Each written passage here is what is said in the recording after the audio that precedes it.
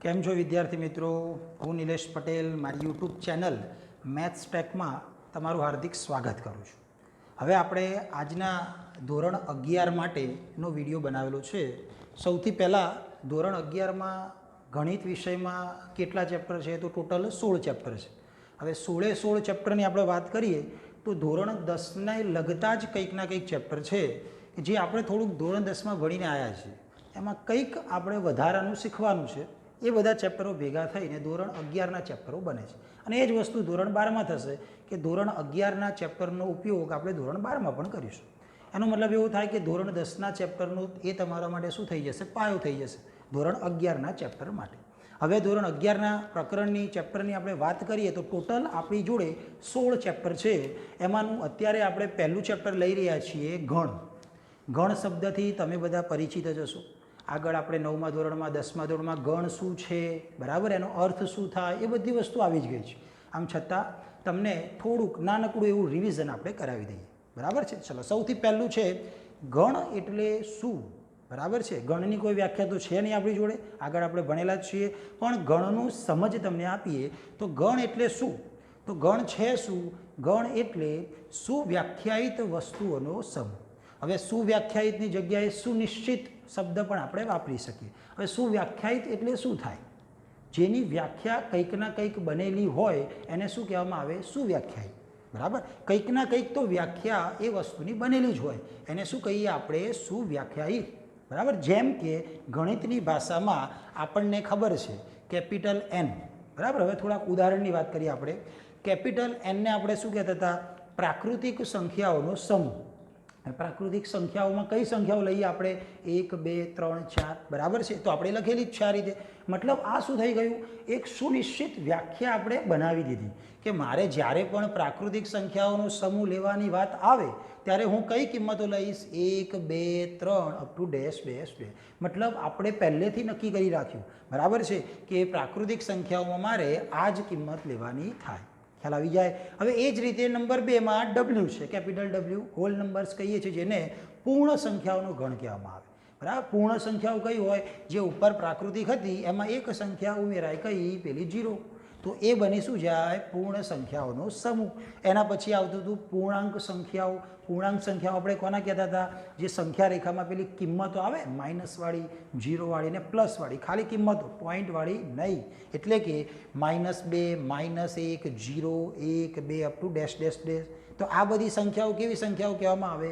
પૂર્ણાંક સંખ્યાઓ, બરાબર છે.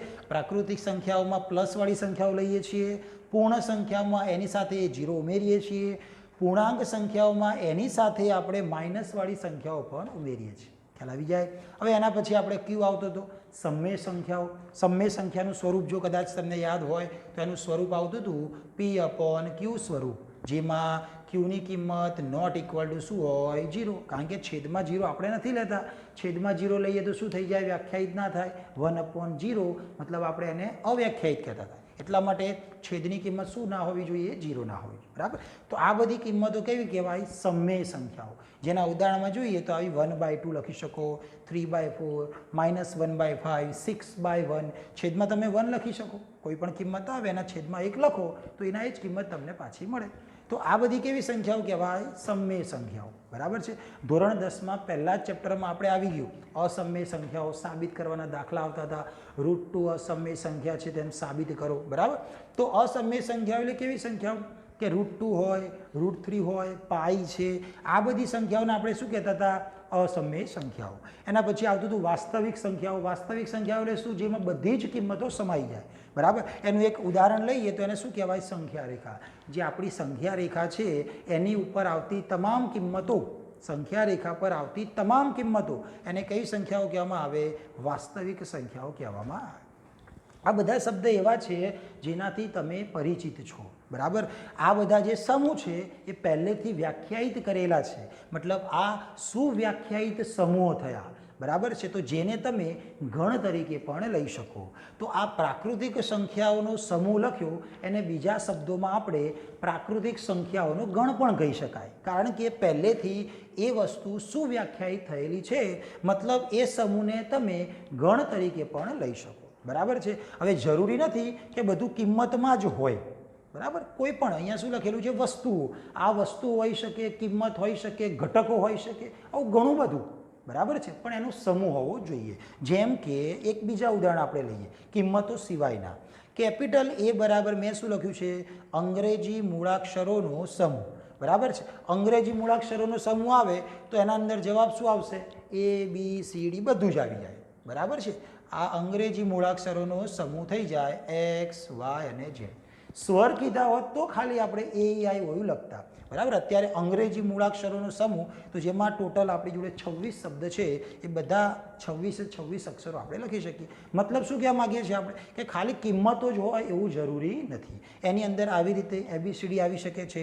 જેમ કે સિક્કો એકવાર ઉછાળતા હતા આપણે, તો એની અંદર જે પરિણામ મળે, સિક્કો ઉછાળો એટલે કાં તો છાપ મળે કાં તો કાંટો મળે. તો છાપ અને કાંટો આ પણ એક શું થઈ જશે? સમૂહ. ખ્યાલ આવી જાય. તો જરૂરી નથી કે બધી કિંમતો જ હોય, આની અંદર કંઈ પણ હોઈ શકે. જેમ કે કિંમતો સિવાય ઘટકો હોઈ શકે, વસ્તુઓ હોઈ શકે, બરાબર છે. પણ એક એનો સમૂહ હશે. ખ્યાલ આવી જાય. હવે આ જે વસ્તુ હતી એને આપણે એક આ રીતે, જેને વેન ડાયાગ્રામ પણ તમે કહી શકો, એના પ્રમાણે તમને થોડુંક સમજાવી, બરાબર છે. હવે જો આ એનમાં પ્રાકૃતિક સંખ્યાઓ હતી 1, 2, 3, એ બધી સંખ્યાઓ શેમાં સમાઈ જાય છે? પૂર્ણ સંખ્યાઓમાં સમાઈ જાય છે. તો આ n ઉપર એક રાઉન્ડ બનાવેલો છે, એ બધી કિંમતો કોની અંદર સમાઈ જાય છે? આ પૂર્ણાંક સંખ્યાઓમાં સમાઈ જાય છે. મતલબ કે w ની અંદર n સમાઈ જાય છે. પછી આ w વાળી કિંમતો કોની અંદર સમાઈ જાય છે? પૂર્ણાંક સંખ્યાઓમાં. પૂર્ણાંક સંખ્યાઓને આપણે શું કહીએ છીએ? z. તો આ w વાળી બધી જ કિંમતો કોની અંદર સમાઈ જાય છે? z પૂર્ણાંક સંખ્યાઓમાં. એ જ રીતે આગળ વધીએ તો એ બધી કિંમતો શેમાં સમાઈ જશે? સમય સંખ્યાઓમાં. તો આ જે z છે એ ક્યાં સમાઈ જાય છે? સમય સંખ્યામાં. હવે સમય સંખ્યા અને અસમય સંખ્યા બંને વસ્તુ અલગ છે. એટલે સમય સંખ્યા q અને અસમય સંખ્યાને જે આપણે i કહીએ છીએ, બંનેને આપણે અલગ રાખ્યા છે. પણ સમય સંખ્યા અને અસમય સંખ્યા બંને ભેગા થવાથી શું બને છે? વાસ્તવિક સંખ્યા. તો આ બનાવી દીધા આપણે વાસ્તવિક સંખ્યાનો ગણ, બરાબર છે. તો આ યાદ રાખવા માટે છે n, w, z, q, i અને r. તો આ જ બધા ગણ છે અને આપણે આ રીતે પણ યાદ રાખી શકીએ છીએ, બરાબર. હવે જુઓ થોડીક વસ્તુઓ જે આપણે યાદ રાખવાની છે. ગણ ચેપ્ટરની અંદર સ્વાધ્યાય 1.1 માટે અમુક વસ્તુ આપણે યાદ રાખશું. જેમ કે મેં લખેલું છે, મને યાદ રાખો. મને એટલે કે જે લખ્યું છે એને યાદ રાખવાનું છે, બરાબર. પહેલું છે, કોઈ પણ ગણને દર્શાવવા માટે અંગ્રેજી મૂળાક્ષરોના કેપિટલ મૂળાક્ષરોનો ઉપયોગ કરવામાં આવે. બરાબર. કેપિટલ આપણને ખબર જ છે, capital A, capital B, capital C, X, Y, Z. જેમ કે તમે જુઓ અહીંયા આપણે પ્રાકૃતિક સંખ્યા લખ્યું તો એને કંઈક નામ આપવું હોય તો શું નામ આપ્યું આપણે? Capital N. તો જે આ સમૂહ છે એને આપણે કંઈક નામ આપવું હોય તો આ જે નામ છે એ શું આવવું જોઈએ? કેપિટલ જ હોવું જોઈએ. કેપિટલ ABCD માંથી કોઈ પણ નામ આપણે આપી શકીએ. તો જેમ પ્રાકૃતિક સંખ્યાઓને n કીધા, પૂર્ણ સંખ્યાઓને w કીધા, એમ કોઈ પણ તમે ગણ લઈ શકો, એને જે નામ આપવાનું છે એ નામ આપણે કેપિટલ મૂળાક્ષરોથી જ નામ આપીશું. જેમ કે એક ઉદાહરણ લખેલું છે, યુગ્મ પ્રાકૃતિક સંખ્યાઓ. યુગ્મ સંખ્યાઓ એટલે 2, 4, 6, 8 અને પ્રાકૃતિક છે. તો 2, 4, 6 up to dash dash dash. આ બધાને મારે કંઈક નામ આપવું હોય તો હું શું નામ આપી શકું? Capital A, B, C, D કંઈ પણ. તો અત્યારે શું નામ આપેલું છે? Capital A. ખ્યાલ આવી જાય. એના પછી કોઈ પણ ગણના સભ્યોને દર્શાવવા માટે, જેમ કે આ પ્રાકૃતિક સંખ્યા લખ્યું એને ગણને આપણે કેપિટલ N કીધું. એની અંદર રહેલા કિંમતો 1, 2, 3 આ બધાને શું કહેવાય? સભ્યો કહેવાય, ઘટકો કહેવાય. ખ્યાલ આવી જાય. તો આ 1, 2, 3 એ શું કહેવાશે? એના માટે સભ્યો, બરાબર. તો કોઈ પણ ગણના સભ્યોને દર્શાવવા માટે, એટલે ગણની અંદર રહેલા ઘટકો, સભ્યો એને દર્શાવવા હોય તો અંગ્રેજી મૂળાક્ષરોના સ્મોલ, પેલામાં કેપિટલ આવે, આની અંદર કેવા આવે? સ્મોલ. તો અહીંયા તમે જોઈ શકો, જેવા કે આપણને ખબર, સ્મોલ ABCD, X, Y ને Z. ખ્યાલ આવી જાય. તો ગણ દર્શાવવો હોય તો કેપિટલ મૂળાક્ષરો લઈશું. ગણની અંદર રહેલા સભ્યો દર્શાવવા હોય તો આપણે સ્મોલ મૂળાક્ષરો લઈશું. તો અત્યારે આપણે આટલી વસ્તુઓ યાદ રાખવાની થાય, બરાબર છે. તો વિડીયો જરા પોઝ કરીને તમે આટલું નોટ ડાઉન કરી લેજો. ખ્યાલ આવી જાય. ચલો હવે યાદ રાખવાની વસ્તુમાં થોડીક વધારાની વસ્તુ ધ્યાન આપી દઈએ. નંબર 1 લખેલું છે આપણે, જો કોઈ ઘટક અથવા તો સભ્ય, જો કોઈ ઘટક એ, ઘટકને આપણે સ્મોલ ABCD વડે દર્શાવવાના અને ગણને કેપિટલ ABCD વડે. તો કોઈ ઘટક છે એને સ્મોલ એ નામ આપ્યું છે આપણે, એ ગણ એનો સભ્ય હોય તો. કોઈ ઘટક છે એ કોઈ ગણની અંદર છે એવું આપણે બતાવવું હોય તો એને સાંકેતિક ભાષામાં આપણે આ રીતે લખશું. એ આ એપ્સાઇલોન છે અને અહીંયા શું છે? એ. આ સ્મોલ એ શું બતાવે? આપણો ઘટક છે. કેપિટલ એ શું બતાવશે? આપણો ગણ છે. એ ગમે તે આપણે નામ આપી શકીએ, પણ આપણે ઉપર જે લખ્યું છે કોઈ ઘટક સ્મોલ એ કેપિટલ ગણ એનો સભ્ય હોય તો આપણે એને આ રીતે લખી શકીએ એ આ એપ્સાઇલોન અને બાજુમાં એ છે, પણ આપણે એપ્સાઇલોન નહીં કહીએ, એને વાંચવાનું આ રીતે છે. કેવી રીતે વાંચવું? તો કે એ બિલોંગ્સ ટુ એ. બરાબર, આ જે શબ્દ છે એપ્સાઇલોન એને વાંચવાનું આપણે બિલોંગ્સ ટુ, કે એની અંદર, એનો મતલબ એવો થાય. તો એ બિલોંગ્સ ટુ શું થઈ જશે? હવે જો કોઈ ઘટક એ ગણની અંદર ના હોય, મતલબ કંઈક બીજી જગ્યાએ હોય, તો જો કોઈ ઘટક એ ગણ એનો સભ્ય ન હોય, પેલો સભ્ય હતો એટલે આપણે બિલોંગ્સ ટુ લખ્યું. હવે કોઈ એ ઘટક એ ગણની અંદર નથી તો આપણે એ ઘટક એ ગણ કેપિટલ એનો સભ્ય ન હોય તો એને કેવી રીતે વાંચવાનું? A does not belongs two એ. બરાબર, જ્યાં વચ્ચે લખેલું છે એપ્સાઇલોન એની ઉપર આ રીતે ઊભી લાઈન મારવાની છે અને વાંચવાનું આ રીતે A does not belongs two એ. એટલે આ વચ્ચેવાળો જે સંકેત છે એને શું વાંચશું આપણે? Does not belongs to. બરાબર છે. પછી અહીંયા કોઈ પણ ઘટક હોઈ શકે, અહીંયા કોઈ પણ ગણ હોઈ શકે. જો ઘટક ગણની અંદર હોય તો એના માટે બિલોંગ્સ ટુ વાપરવાનું, અને ઘટક ગણની અંદર નથી તો આપણે ડઝ નોટ બિલોંગ્સ ટુ વાપરવાનું થશે. આપણે પહેલા સ્વાધ્યાયમાં આવા પ્રકારના દાખલા આપણે જોઈશું. બરાબર છે. એની પછી બીજી વાત છે અંતરાલની. હવે આ અંતરાલ વિશે વધુ વાર્તા આગળના ચેપ્ટરોમાં છે, પણ થોડુંક તમને બેઝિક આઈડિયા આપી દઈએ. જો x belongs to n, n એટલે ખ્યાલ જ છે પ્રાકૃતિક સંખ્યાઓનો ગણ, જેમાં 1 2 3 4 એવી કિંમતો આપણે લઈએ છીએ, ખ્યાલ આવી જાય. હવે એની અંદર મેં આ રીતે લખ્યું છે 1 less than or equal to x less than or equal to 3. બરાબર, આપણને 10મા 9મા ધોરણમાં less than or equal to એ વસ્તુનો ખ્યાલ હશે. હવે આ ઇક્વલ ટુનો મતલબ શું થાય કે તમે એક લઈ શકો. બરાબર, આ 3ની આગળ પણ ઇક્વલ ટુ અને લેસ ધેન છે એનો મતલબ શું થાય? તમે 3 લઈ શકો. તો એક્સની કિંમત કઈ લેવાની? તો કે 1 પણ લેવાય, 3 પણ લેવાય અને બંનેની વચ્ચેવાળી પણ લેવાય. તો કઈ કિંમતો આવશે? 1 આવે, પછી વચ્ચેવાળા 2 આવશે અને પછી શું આવશે? 3. તો એનો જવાબ શું થઈ ગયો? 1 2 અને 3. આ રીતે એને છગડીયા કૌંસમાં આપણે લખવાનું. જો એના પછી નીચે જુઓ, 1 પછી ખાલી લેસ ધેન છે, પછી એક્સ અને પછી less than or equal to અને 3. આ જો ઇક્વલ ટુ હોય તો આપણે એ કિંમત લેવાની. આમાં ઇક્વલ ટુ નથી મતલબ એ કિંમત લેવાની નથી. તો અત્યારે 1 લેવાના નથી, પણ એના સિવાયનું 1 અને 3ની વચ્ચે 2 લેવાશે અને 3 પણ લેવાશે, કારણ કે 3ની આગળ ઇક્વલ ટુ છે. તો જવાબ શું આવશે? 2 અને 3. એના પછી 1 less than or equal to x less than 3. Equal to કોની જોડે છે? 1ની જોડે. મતલબ આપણે 1 લેવાય, વચ્ચેવાળી કિંમત 2 પણ લેવાય, 3 લેવામાં આવશે નહીં, કારણ કે અહીંયા ઇક્વલ ટુ નથી. એટલે 2 કિંમતો થઈ. કઈ 1 અને 2. એટલે આ બધી વસ્તુ હમણાં આપણે સ્વાધ્યાયની અંદર ઉપયોગમાં લેવાના છીએ. તો 1 અને 2 એનો જવાબ થશે. જો આ રીતે છેલ્લું 1 less than x less than 3. આમાં ક્યાં ઇક્વલ ટુ નથી, એનો મતલબ તમે 1 પણ ના લઈ શકો, 3 પણ ના લઈ શકો. તો બંનેની વચ્ચે કઈ કિંમત વધે છે? પ્રાકૃતિક સંખ્યા ખાલી 2. તો આપણે જવાબમાં શું લખી શકીએ? ખાલી 2. એટલે જ્યાં ઇક્વલ ટુ આવતું હોય એ કિંમતો આપણે એ ગણની અંદર લેવાની, જ્યાં નથી આવતું ત્યાં એ કિંમત લેવાની નથી. ખ્યાલ આવી જાય? તો આ થોડુંક તમને બેઝિક કીધું. આના માટે બધી વસ્તુ આપણે આગળના ચેપ્ટરમાં પણ આવવાની. ચલો હવે મેઇન જે આપણે આ ચેપ્ટરનો જે પાયો કહી શકીએ, ગણને દર્શાવવા માટેની કેટલી રીત છે? 2 રીત છે. બંને રીતના નામ વાત કરીએ તો પહેલી રીત છે યાદીની રીત. નામ જેવું જ કામ છે, હમણાં કહીએ તમને. અને બીજું શું છે? ગુણધર્મની રીત. હવે બંને વસ્તુ છે શું ને બંને વચ્ચેનો તફાવત શું છે એ તમને બતાવેલું છે. જો યાદીની રીત એટલે યાદી બનાવી, મતલબ કોની યાદી બનાવી? તો આપણે કે ઘટકોની યાદી બનાવી. ઘટકો હોઈ શકે, સભ્ય હોઈ શકે, કિંમતો હોઈ શકે, ગમે તે હોઈ શકે, પણ આપણે શું બનાવવાની? એની યાદી બનાવવાની. એટલે શું લખેલું છે?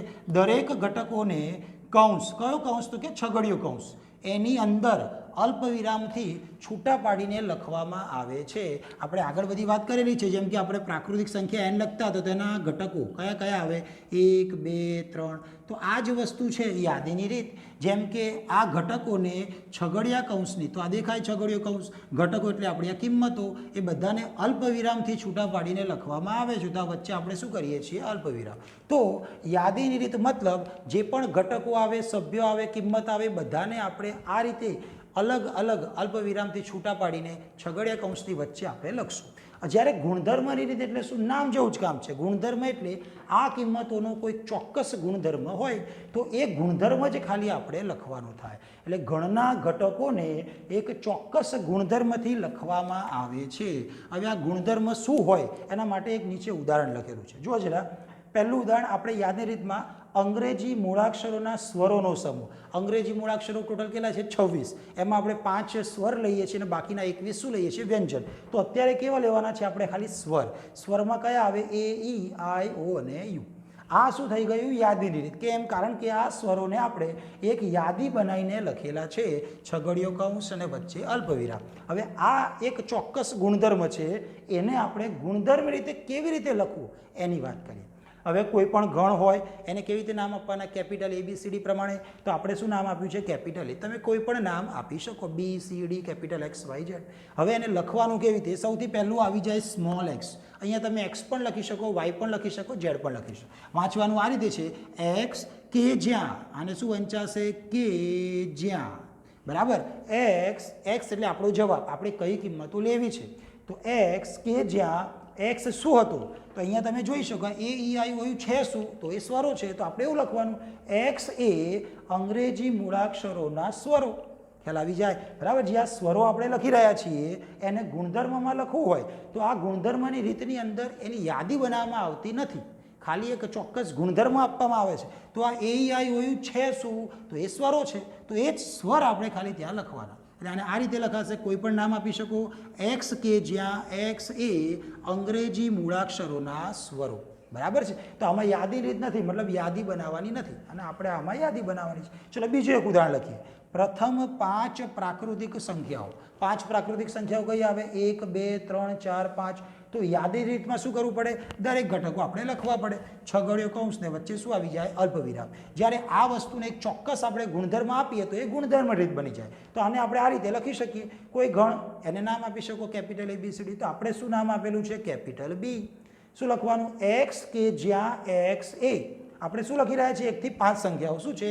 પ્રથમ 5 પ્રાકૃતિક. તો x એ પ્રથમ 5 પ્રાકૃતિક સંખ્યાઓ. તો આ જે સંખ્યાઓ હતી એને એક ચોક્કસ ગુણધર્મ આપ્યો. કઈ સંખ્યાઓ છે? પ્રથમ 5 પ્રાકૃતિક. તો આપણે એ ગુણધર્મ જ ખાલી અહીંયા લખવાનો થાય. એટલે યાદીની રીતમાં દરેક ઘટક લખવામાં આવે, જ્યારે ગુણધર્મ રીતમાં એ ઘટકોનો એક ચોક્કસ ગુણધર્મ ખાલી લખવામાં આવે છે. ખ્યાલ આવી જાય? ચલો હવે થોડુંક યાદ રાખવાનું છે. ઘટકોને ક્રમમાં લખવા જરૂરી નથી. મતલબ શું થયું? જો ઉપર આપણે 1 2 3 4 5 લખ્યા છે એને તમે આ રીતે પણ લખી શકો, 2 4 5 3 1. મતલબ ક્રમમાં લખવા એ જરૂરી નથી, તમે આગળ પાછળ પણ લખી શકો, પણ બધા ઘટકો લખવા જરૂરી છે. બરાબર? એટલે ક્રમમાં લખવા એ જરૂરી નથી. બીજું શું છે? કોઈ ઘટકનું પુનરાવર્તન કરવામાં આવતું નથી. મતલબ મેં આ 2 લીધા છે તો હું ફરીથી 2 લઈ શકું નહીં. કોઈ પણ ઘટકનું ફરીથી પુનરાવર્તન મતલબ એ ઘટક ફરીથી લખવામાં આવતો નથી. તો આપણે આ 2 વસ્તુ યાદી રીતમાં ધ્યાન રાખવાની છે.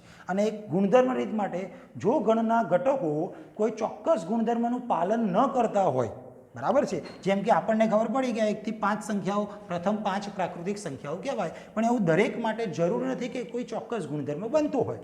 તો જો ગણના ઘટકો કોઈ ચોક્કસ ગુણધર્મનું પાલન કરતા ન હોય તો તે ગણને ગુણધર્મ રીતે લખી શકાતો નથી. બરાબર? મતલબ કંઈક ના કંઈક ચોક્કસ ગુણધર્મ હોવો જોઈએ તો જ એને ગુણધર્મ રીતે આપણે લખી શકીએ, બાકી તમે એને ગુણધર્મ રીતે લખી શકતા નથી. તો આપણે પહેલા સ્વાધ્યાયની અંદર આટલી વસ્તુઓનું ધ્યાન રાખવાનું છે.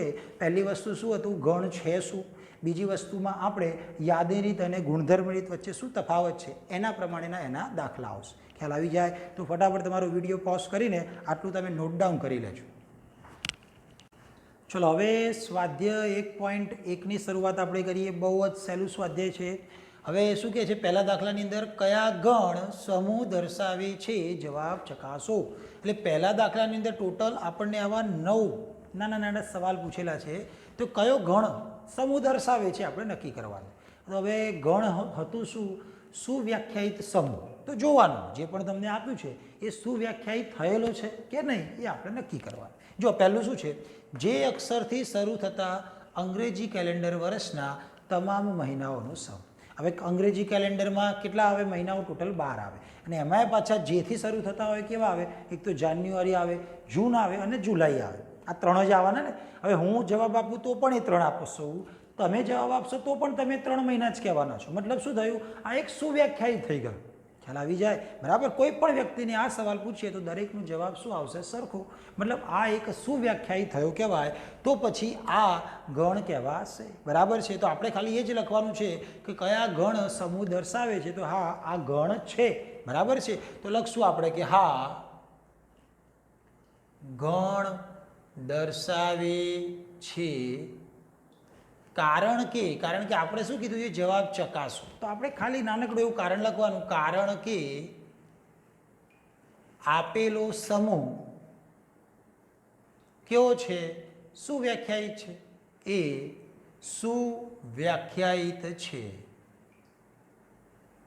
ખ્યાલ છે ને સુવ્યાખ્યાયિત એટલે શું હતું સુવ્યાખ્યાયિત એટલે શું તમારે શું લેવું છે અને શું નથી લેવું એ વસ્તુ તમને ખબર હોય તો એને શું કહેવામાં આવે સુવ્યાખ્યાયિત તો અત્યારે જેથી શરૂ થતા જે પણ અંગ્રેજી મહિનાઓ છે એ કયા છે તમને ખબર છે તમે એ જ 3 મહિનાઓ લેવાના છો મતલબ એ સુવ્યાખ્યાયિત થયો કહેવાય તો આપણે ખાલી આ રીતે લખવાનું હા ગણ દર્શાવે છે કેમ કારણ કે આપેલ સમૂહ એ સુવ્યાખ્યાયિત છે નેક્સ્ટમાં ભારતના 10 અતિ પ્રતિભાશાળી લેખકોનો સમૂહ એટલે હવે ભારતમાં તો કેટલા બધા લેખકો હશે એમાંથી આપણે 10 પ્રતિભાશાળી લેખકો લેવાના છે હવે આના માટે હું કંઈક નક્કી કરવા જોઈએ તો હું કંઈક 10 અલગ પ્રતિભાશાળી લેખકો લઈશ તમે નક્કી કરશો તો તમે કંઈક અલગ લેશો મતલબ આ દરેક માટે સરખો જવાબ આપતા નથી મતલબ આ શું થયું સુવ્યાખ્યાયિત થતું નથી એટલે આ ગણ દર્શાવતો નથી તો ગણ દર્શાવતો નથી એના માટે કારણમાં શું લખવાનું કારણ કે આપેલ સમૂહ સુવ્યાખ્યાયિત નથી એટલે આપણે ખાલી આ નક્કી કરવાનું છે કોણ સુવ્યાખ્યાયિત છે તો પછી એ ગણ છે અને સુવ્યાખ્યાયિત નથી તો એ ગણ નથી બરાબર છે એટલે ખાલી હવે આપણે લખશું છે કે નથી એ જ આપણે હવે લખશું જોઈ લો દુનિયાના ક્રિકેટના ઉત્તમ 11 બેટ્સમેનોની ટીમ આપણે 11 બેટ્સમેનોની ટીમ બનાવવાની છે મારા મત પ્રમાણે કોઈક અલગ 11 બેટ્સમેન હશે તમારા મત પ્રમાણે પણ અલગ બેટ્સમેન હોય છે મતલબ આ એક સુનિશ્ચિત વસ્તુઓનો સમૂહ નથી થતો મતલબ આ શું થશે ગણ દર્શાવતો નથી એના માટે કારણ શું લખવાનું તો કે આના જેમ જ લખી નાખવાનું ગણ દર્શાવતો નથી કારણ કે આપેલ સમૂહ સુવ્યાખ્યાયિત નથી બરાબર એટલે હવે આપણે એવું શોર્ટમાં જ લખીશું બાકી તમારે તો આખું પૂરું લખવું પડે ચલો તમારા વર્ગના બધા જ છોકરાઓનો સમૂહ ક્લાસમાં કેટલા વિદ્યાર્થીઓ છે ધારો કે ચલો માની લો 30 વિદ્યાર્થીઓ છે એમાં 15 છોકરાઓ છે 15 છોકરીઓ છે તો અત્યારે શું કીધું છે તમારા વર્ગના બધા જ છોકરાઓનો સમૂહ તો કેટલા છોકરાઓ હતા તો કે 15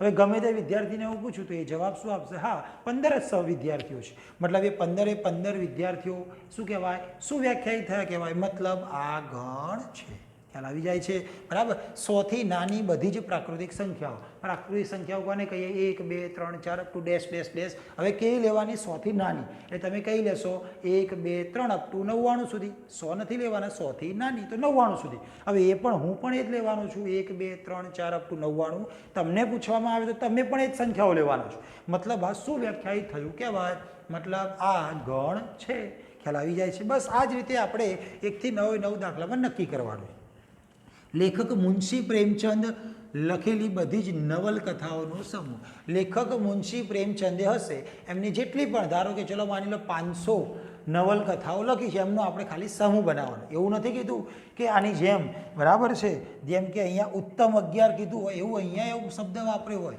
ઉત્તમ 11 નવલકથાઓ તો સમૂહ નથી કારણ કે મારા મત પ્રમાણે અલગ હોય તમારા મત પ્રમાણે અલગ હોય પણ અત્યારે શું કીધું છે લેખક મુનશી પ્રેમચંદે લખેલી બધી જ મતલબ જેટલી પણ લખી હોય બધી આપણે લખવાની છે બરાબર છે મતલબ આ શું થશે સમૂહ થશે બરાબર છે એના પછી છે બધા જ યુગ્મ પૂર્ણાંકોનો સમૂહ પૂર્ણાંક સંખ્યાઓ અને કેવી લેવાની યુગ્મ એટલે 2 4 6 8 હવે તમે મને પૂછશો તો પણ હું એ જવાબ આપીશ 2 4 6 8 હું તમને પૂછીશ તો પણ તમે યુગ્મ સંખ્યામાં એ જ જવાબ આપશો 2 4 6 8 મતલબ આ સમૂહ છે ખ્યાલ આવી જાય એ જ રીતે આ પ્રકરણના બધા પ્રશ્નોનો સમૂહ આ પ્રકરણમાં કેટલા પ્રશ્નો હશે તમે ગણી શકો ગણતા બેઠા હોય આપણને ખબર પડે કે ચલો 100 પ્રશ્નો છે હવે એ જવાબ હું પણ 100 આપીશ તમે પણ જવાબ 100 આપશો મતલબ આ એક સુવ્યાખ્યાયિત સમૂહ થયો કહેવાય દુનિયાના ખૂબ જ ભયાનક પ્રાણીઓનો સમૂહ કેવા પ્રાણીઓ લેવાના છે ભયાનક હવે મારા માટે કોઈક અલગ પ્રાણી ભયાનક હોય તમારા માટે કોઈક અલગ પ્રાણી ભયાનક હોય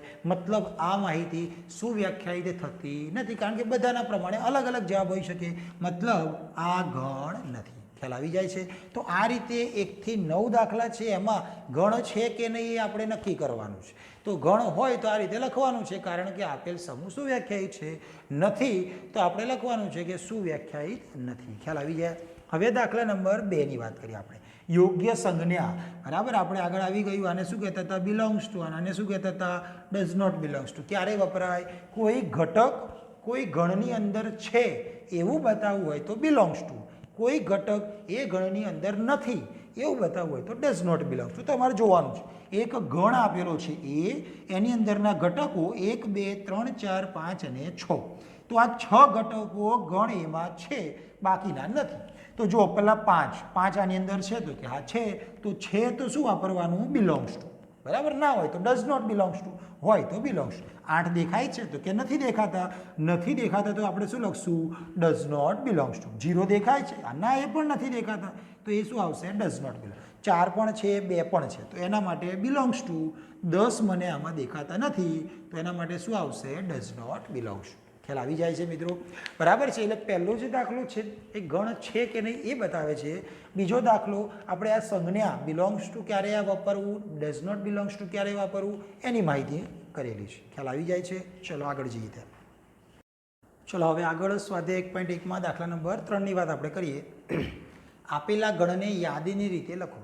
બે રીતે આપણે ગણને લખી શકીએ, એક યાદીની રીત અને બીજી શું આવે? ગુણધર્મની રીત. એટલે આપણે હવે આ જે આપેલું છે એ તમને ગુણધર્મની રીતે આપેલું છે, હવે એને આપણે શેમાં લઈ જવાનું છે? યાદીની રીતમાં. દાખલા નંબર 3માં.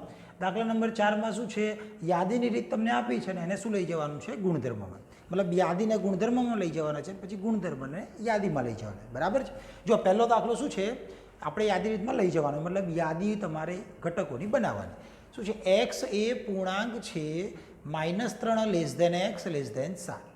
આનો મતલબ શું થાય? આપણે તમારે વાત કરેલી છે એક્સની કિંમત -3 અને 7 વચ્ચેની.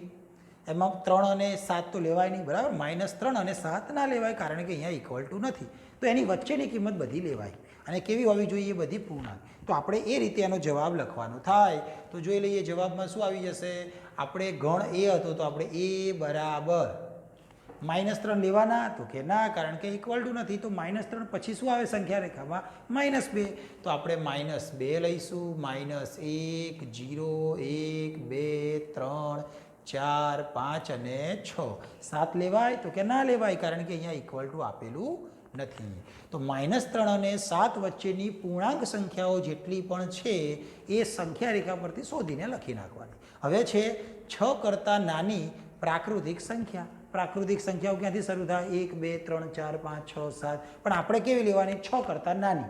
6 નથી લેવાના, 6 થી નાની 1 2 3 4 અને 5. તો એ આપણો જવાબ થઈ જશે. એટલે આના માટે બી બરાબર જવાબ શું આવશે? 1 2 3 4 અને 5. આ આપણો છે જવાબ. ખ્યાલ આવી જાય છે? એટલે ગણ બી અને એના સભ્યો થઈ ગયા 1 2 3 4 5. એક્સ એ જેના અંકોનો સરવાળો કરશું એ સરવાળો કેટલો થવો જોઈએ? 8. તેવી કેટલા અંકની સંખ્યા? 2 અંકની. 2 અંકની સંખ્યાઓ ક્યાંથી શરૂ થાય? 10 થી શરૂઆત થાય. ક્યાં સુધી જાય? 99 સુધી જાય. બરાબર? 10 થી લઈને 99. એમાંથી કઈ સંખ્યાઓ લેવાની છે જેમાં બંને અંકોનો સરવાળો કેટલો થતો હોય? 8 થતો હોય. તો આપણે એવી સંખ્યાઓ લખીએ. ચલો જોઈ લેજો જવાબ. હવે સીની અંદર ધારો કે 10 થી શરૂઆત થાય છે, હું 1 થી અહીંયા લખું આ 1, તો એની બાજુમાં મારે શું લખવું પડે? કેવો અંક લખવો પડે જેથી સરવાળો 8 થાય? તો મારે 7 જ લખવા પડે. તો જ 1 + 7 કેટલા થઈ જાય? 8. બરાબર છે? હવે ચલો હું 2 લઉં તો 2ની જોડે મારે શું લખવું પડે? 6. 2 ને 6 8. એ રીતે 3 લઈએ તો શું લખવા પડે? 5. 4 લઈએ તો શું લખવા પડશે? 4. 5 લઈએ તો શું લખવા પડશે? 3. 6 લઈએ તો 2. પછી 7 લેવામાં આવે તો 7 ને 1 8. અને 8 લઈએ તો બાજુમાં શું મૂકવું પડે? 0. 80. બંને અંકોનો સરવાળો કેટલો થઈ જાય છે? 8. હવે આગળ તો લેવાશે નહીં. બરાબર છે? તો આ રીતે બંને અંકોનો સરવાળો 8 થતો હોય એવી સંખ્યાઓ આપણે અહીંયા મૂકવાની છે. ચલો એના પછીનો આગળનો દાખલા નંબર 4. એક્સ એ 60નો ધન અવયવ હોય તેવી અવિભાજ્ય સંખ્યાઓ. તો 60ના અવયવ કયા? બરાબર, આપણને 60ના ભાગ પાડવાના કીધા હોય તો તમે કયા ભાગ પાડો? 60 કોના ઘડિયામાં આવે?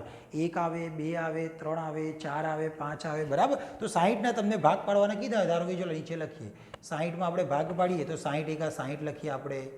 બરાબર? પછી 30 × 2 લખીએ, 15 × 4 લખીએ. તો આ રીતે ઘણા બધા ભાગ પડે આમાં. બરાબર છે? પછી આવે 12 × 5 60. બરાબર? પછી 10 × 6 કેટલા થઈ જશે? 60. તો આ રીતે ઘણા બધા ભાગ પડી રહ્યા છે.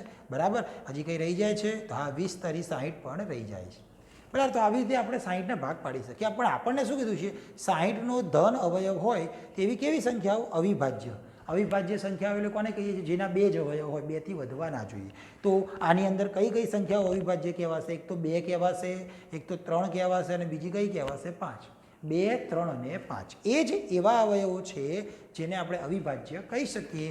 એટલે આનો જવાબ ગણનું નામ ડી છે, તો એની સામે 2, 3 અને 5. બરાબર, ખાલી અવિભાજ્ય જ લખવાના છે. ચલો એના પછી નંબર 5 છે ટ્રિગોનોમેટ્રી શબ્દના મૂળાક્ષરો.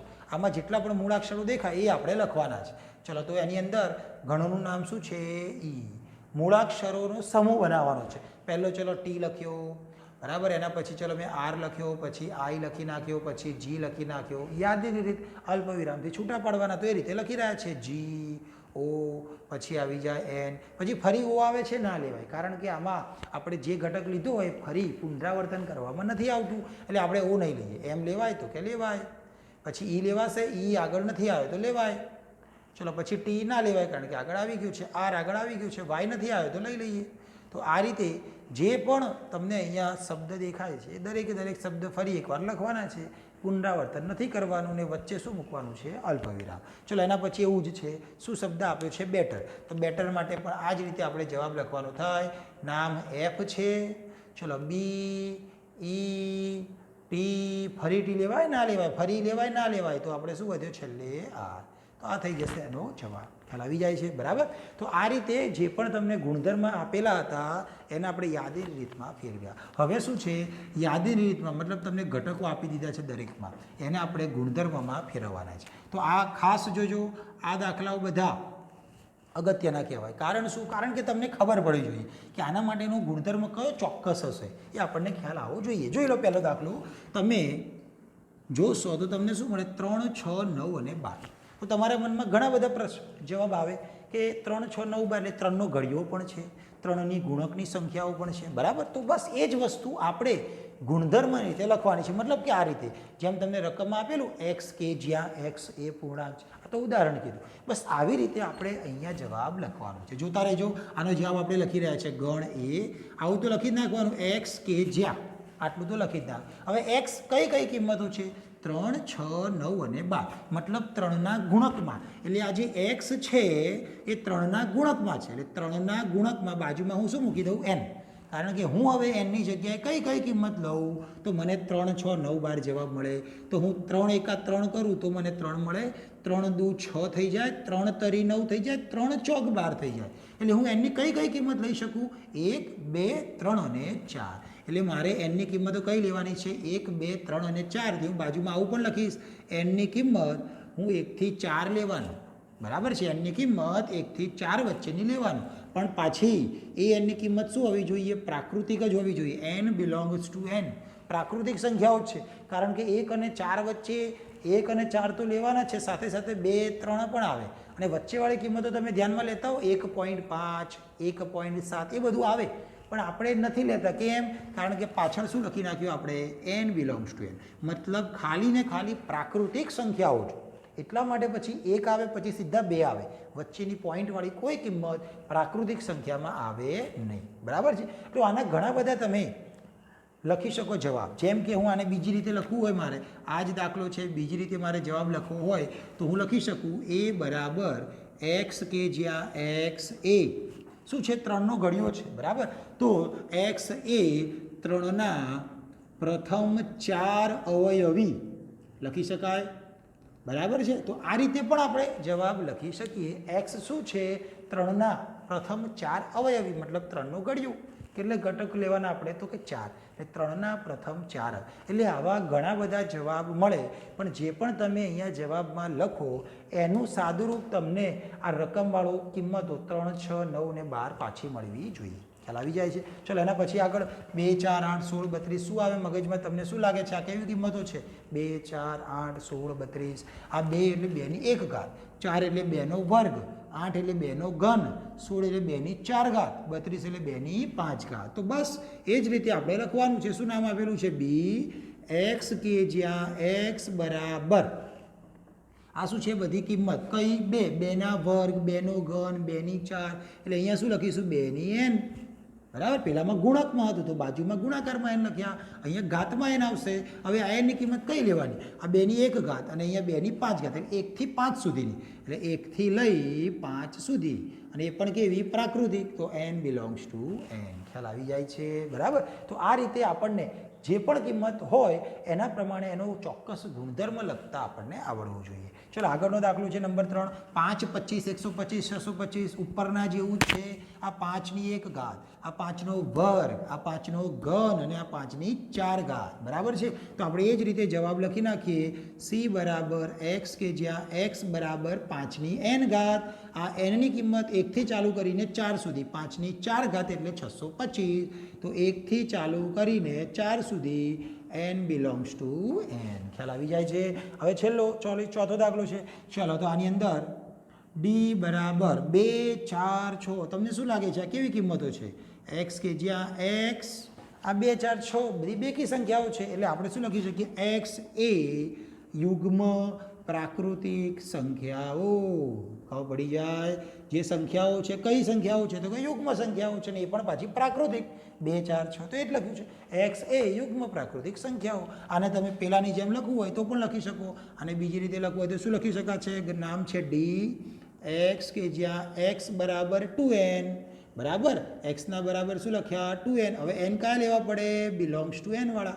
તો એ થઈ જશે જવાબ, કારણ કે એનની કિંમત તમે પ્રાકૃતિક લો 1, 2, 3, 4, 5 તો ઓટોમેટિક તમને 2, 4, 6, 8 જવાબ મળતા જશે. છેલ્લો છે 1, 4, 9 અને છેલ્લે 100. તો વચ્ચે કઈ કિંમતો આવશે? 9 પછી 16 આવશે, 25 આવશે. કેમ? કારણ કે બધાના વર્ગ છે. 1નો વર્ગ, 2નો વર્ગ, 3નો વર્ગ, 4નો વર્ગ, છેલ્લે 100 એટલે કોનો વર્ગ? 10નો વર્ગ. તો આપણે પણ એ જ રીતે જવાબ લખવાનો થાય. e બરાબર x, કે જ્યાં x બરાબર શું થઈ જાય? આ કિંમતો કોનો વર્ગ છે? 1નો વર્ગ, 2નો વર્ગ, 3નો વર્ગ, એટલે આપણે શું લખ્યો? nનો વર્ગ. nની કિંમત ક્યાંથી ગયા? 1 થી લઈને 10 સુધી. તો 1 થી લઈને 10 સુધી n બિલોંગ્સ ટુ n. ખ્યાલ આવી જાય છે, બરાબર. nની કિંમત 1 મૂકશો તો 1નો વર્ગ 1, 2 મૂકશો તો 2નો વર્ગ 4, 3 મૂકશો તો 3નો વર્ગ 9, એ રીતે 10 મૂકશો તો 10નો વર્ગ કેટલો થઈ જશે? 100. તો આપણને આ ખાસ કયો ચોક્કસ ગુણધર્મ એ દાખલો ધરાવે છે એ ગુણધર્મ આપણને લખતા આવડવો જોઈએ, બરાબર. યાદી રીત સહેલી હશે કારણ કે સીધા ઘટકો લખવાના હોય, પણ અહીંયા ઘટકો પરથી તમારે કયો ગુણધર્મ વપરાયો છે એ લખવાનો હોય. તો ગુણધર્મ રીતમાં ખાસ તમારે ધ્યાન રાખવાનું થાય. તો આ થયા દાખલા નંબર 3 અને આ થયા દાખલા નંબર 4. આજે 1.1માં હવે દાખલા નંબર છે 5. બધા ઘટકો લખો, મતલબ તમને ગુણધર્મ રીત આપી છે અને યાદી રીતમાં તમારે ઘટકો લખવાના છે, બરાબર. બહુ સહેલા છે. x એ અયુગ્મ પ્રાકૃતિક સંખ્યા. પ્રાકૃતિક સંખ્યાઓ ખબર છે, એમાંય પાછી કેવી લેવાની? અયુગ્મ. 1, 2, 3, 4, 5 એ પ્રાકૃતિક, એમાંથી અયુગ્મ એકી સંખ્યાઓ 1, 3, 5, 7 એ આપણો જવાબ થઈ જશે. તો આપણે લખતા જઈએ. એ બરાબર જવાબમાં શું આવશે? પ્રાકૃતિક અયુગ્મ 1, 3, 5, 7 ડેશ ડેશ ડેશ. તો આ થઈ જશે આપણો જવાબ. નેક્સ્ટમાં x એ પૂર્ણાંક છે, આ સમજો. -1/2. તમે -1/2 એટલે શું સમજશો? -0.5. ખ્યાલ આવી જાય? 9 ભાગ્યા 2 એટલે શું સમજશો? 4.5. બરાબર. તો ચલો આને હું સંખ્યા રેખા પર મૂકું. આ રીતે આપણે સંખ્યા રેખા પર મૂકીએ. તો આની વચ્ચે કઈ કઈ પૂર્ણાંક સંખ્યાઓ આવે? જો -0.5 છે, એના પછી તમે વિચારશો તો અહીંયા શું આવશે? 0 આવશે. પછી આ બાજુ -1 એ નથી લેવાની. અહીંયા 1 આવે, અહીંયા 2 આવે, અહીંયા 3 આવે, અહીંયા 4 આવે, પછી 4.5 આવે. તો આ બંનેની વચ્ચેની પૂર્ણાંક સંખ્યાઓ આપણે લેવાની છે. તો કઈ દેખાય તમને? 0, 1, 2, 3 અને 4. તો એ આપણો જવાબ થઈ જશે. b બરાબર 0, 1, 2, 3 અને 4. ખ્યાલ આવી જાય? એટલે આના ઉપરથી આપણે સંખ્યા રેખા દોરીને એના ઉપરથી સીધો જવાબ આવી જશે, બરાબર. આ સંખ્યા રેખાવાળા દાખલા જે આપણે આવવાના છે 6થા ચેપ્ટરમાં. બહુ બધા દાખલા છે. આવું ચેપ્ટર છે સુરેખ અસમતા કરીને, એમાં ઘણા બધા દાખલા આપણે ત્યાં જોઈશું. x એ પૂર્ણાંક છે, ફરીવાર પૂર્ણાંક સંખ્યાઓ લેવાની છે. x² < ≤ 4 છે. અહીંયા ખાસ સમજો, આ શું કહેવા માગે છે? આપણે જવાબ x નો શોધવાનો, પણ એ x ની કિંમત એવી હોવી જોઈએ કે એનો વર્ગ કરવાથી જે જવાબ મળે એ 4 કરતાં નાનો હોય. તો કોનો વર્ગ 4 કરતાં નાનો અથવા તો 4 એ તમારે વિચારવાનું. કોનો વર્ગ 4 કાં તો 4 કરતાં નાનો. 4 કોનો વર્ગ છે? 2નો વર્ગ છે, એટલે 2 લેવાય. ચલો હું જવાબ લખતો જાઉં છું જોડે જોડે. જો 2 લખાય છે તો આ મેં લખ્યા 2, ખાલી 2નો જ વર્ગ 4 થાય. -2નો વર્ગ પણ 4 થાય ને, તો -2 પણ મેં લખી નાખ્યા છે. ખ્યાલ આવી જાય? હવે -1નો વર્ગ શું થાય? 1. હવે એક જે મૂકે અહીંયા એ 4 કરતાં તો નાના જ છે, એટલે ટૂંકમાં -1નો વર્ગ પણ 1 થાય અને 1નો વર્ગ પણ શું થાય 1, જે 4 કરતાં તો નાના જ છે. અને છેલ્લે લઉં છું 0, 0નો વર્ગ શું થઈ જાય 0, જે પણ 4 કરતાં નાનો જ છે, એટલે વચ્ચે હું શું મૂકી શકું આ 0. ખ્યાલ આવી જાય. તો આટલી કિંમતો એવી છે જેમનો હું વર્ગ કરું તો એનો જવાબ 4 મળે કાં તો 4 કરતાં ઓછો મળે. આના સિવાયની કોઈ પણ તમે પૂર્ણાંક કિંમત લેશો તો એનો વર્ગ 4 કરતાં નાનો નહીં મળે, એ મોટો થઈ જશે. એટલા માટે જ આપણે એ જવાબમાં નથી લખ્યો. ચલો એના પછી x એ લોયલ શબ્દના મૂળાક્ષરો, આ જે તમને દેખાય બસ એના મૂળાક્ષરો યાદી રીતમાં લખવાના છે. તો શું લખીએ આપણે? L લખવાના, પછી O લખવાના, પછી Y લખવાના, પછી A લખવાના. ફરીવાર L લખાય ના લખાય, કારણ કે આપણે પુનરાવર્તન કરતા નથી. નેક્સ્ટમાં છે x એ વર્ષનો 31 દિવસનો ન હોય, બરાબર, 31 દિવસ ના આવતા હોય એવો મહિનો લેવાનો છે. બરાબર, આપણી જોડે ટોટલ કેટલા મહિના છે? 12 મહિના છે. એમાંથી 31 દિવસ ન હોય એવા આપણે મહિના લેવાના છે. કયા કયા મહિના? જાન્યુઆરી એટલે કેટલા? 31નો દિવસ લેવાય ના લેવાય, કારણ કે 31 ન હોય એવા લેવાના છે. એટલે આપણે શું લઈશું? ફેબ્રુઆરી લઈ લઈશું. બરાબર, તો અહીંયા હું જવાબ લખતો જાઉં, જોતા રહેજો કે ઈ બરાબર સૌથી પહેલાં હું લખી શકું ફેબ્રુઆરી પછી શું આવે? માર્ચ. પણ એ તો 31નો છે એટલે ના લેવાય. પછી શું આવે? એપ્રિલ. તો આપણે લખી નાખ્યું એપ્રિલ. બરાબર છે. એપ્રિલ પછી શું આવી જશે? 5મો મહિનો મે, એ તો 31 દિવસનો ના લેવાય. એના પછી આવે જૂન. જૂન આવશે 30 દિવસનો લઈ લેવાના જૂન. પછી જુલાઈ 31નો, ઓગસ્ટ પણ 31નો થાય. પછી શું આવશે? સપ્ટેમ્બર. તો આ લખ્યા સપ્ટેમ્બર. પછી ઓક્ટોબર 31નો આવે, પછી નવેમ્બર 30નો આવે તો નવેમ્બર. બરાબર, ડિસેમ્બર પાછો 31નો. એટલે આપણે શું કરવાનું છે? જે 31 દિવસ આવતા હોય એ મહિના નથી લખવાના, એના સિવાયના બધા લખી નાખવાના. છેલ્લું છે x એ અંગ્રેજી મૂળાક્ષરોની ક્રમાનુસાર કે પહેલાંના વ્યંજન, ABCD તો આવડે જ ને તમને, એમાં કે સુધીના બધા જ વ્યંજન તમારે લેવાના છે. ABCD એથી ચાલુ કરીએ છીએ, એમાં કે પહેલાંના, કે નહીં, કેની આગળવાળા બધા જ શું લેવાના છે? વ્યંજન. સ્વર નથી લેવાના, ખાલી વ્યંજન, મતલબ AEIOU નથી લેવાના, બાકીનું બધું. ચલો તો જવાબ લખતા જઈએ. એ લેવાય ના લેવાય? બરાબર ને? તો એ પછી શું આવે? B આવે, C આવે, D આવે. E લેવાય ના લેવાય? એટલે ABCD E. પછી આવે F, G, H, I લેવાય ના લેવાય? J, K લેવાય ના લેવાય? કારણ કે ના પાડી છે કે પહેલાંના, કે લેવાના નથી. એટલે ABCD EFGHIJ. બરાબર, અને કે નથી લેવાના. તો એ શબ્દોની વચ્ચેવાળા સ્વર પણ નથી લેવાના, અને સિવાયના બધા આપણે લખવાના થાય. તો આ રીતે આપણે યાદીની રીત બનાવવાની હતી. દાખલા નંબર 6 છે, બહુ સહેલો છે. એમાં તમને જોડકા જોડવાના કીધા છે. તમને જે કિંમતો દેખાય છે, મતલબ જે આ યાદી રીત દેખાય છે, એને સામે ગુણધર્મ રીત સાથે જોડકા જોડવાના છે. સૌથી પહેલાં તમને આ મેથેમેટિક્સ દેખાય, મને અહીંયા પણ દેખાય, એટલે સીધો જવાબ અહીંયા સેટ થઈ જાય છે. ત્રીજા નંબરમાં કયો જવાબ સેટ થયો? ડી. એટલે ત્રીજા નંબરમાં હું ડી લખી નાખું છું. તો ત્રીજા નંબરમાં આપણે ડી લખી નાખીએ. સીધું દેખાતું હતું એટલે લખી નાખ્યું. હવે બાકીના બધા માટે વિચારીએ. ચલો આપણે આના જવાબ શોધીએ. એ જવાબ ઓટોમેટિક તમને અહીંયા મળતા જશે. ચલો x એ અવિભાજ્ય અને 6ના અવયવ છે. 6ના તમે અવયવ લેશો તો કયા કયા અવયવ મળી જાય? 6ના 1 મળે, 2 મળે, 3 મળે, 5 ના મળે, 4 ના મળે, 6 મળે. આટલા અવયવ થાય. પણ એમાંથી પણ કેવા લેવાના? અવિભાજ્ય. અવિભાજ્યમાં 1 ના આવે અને 6 પણ ના આવે. તો વધ્યા શું? 2 અને 3. તો પહેલાંનો જવાબ શું થશે? 2, 3. તો અહીંયા છે બીજો. તો બીજાનો જવાબ શું થઈ ગયો? એ. તો અહીંયા હું સામે બીજાની સામે શું લખી દઈશ? એ. હવે શું વધ્યું આગળ? ચલો, x એ 10 કરતાં નાની અને અયુગ્મ સંખ્યા. 10 કરતાં નાની અયુગ્મ પ્રાકૃતિ. અયુગ્મ લેવાની એકી સંખ્યાઓને પ્રાકૃતિ. 1, 3, 5, 7, 9. તો આ 1, 3, 5, 7, 9 તમને ક્યાં દેખાય? સીધી અહીંયા. એટલે ચોથાનો જવાબ શું થઈ જાય છે? બી. તો ચોથામાં જવાબ લખી નાખ્યો બી. તો વધ્યું શું? પહેલું, અને સામે શું વધ્યું? સી. તો પહેલાંનો જવાબ શું થઈ જશે? સી. પ્રાકૃતિક સંખ્યા અને 6ના અવયવ હમણાં આગળ લખેલા ને ઉપર 1, 2, 3, 6. તો છે 1, 2, 3, 6. ખ્યાલ આવી જાય છે? બરાબર. તો આ થયું આપણું પહેલું સ્વાધ્યાય, જેની અંદર ગણ શું છે એની સમજ છે. બરાબર, ગણને દર્શાવવા માટેની 2 રીતો, યાદીની રીત અને ગુણધર્મ રીત, એના વિશેની માહિતી છે થોડી, અને એના પછી પેલા અંતરાલ વિશેની માહિતી છે. બરાબર છે. તો આ રીતે સ્વાધ્યાય 1.1 આપણે પૂરું થાય છે.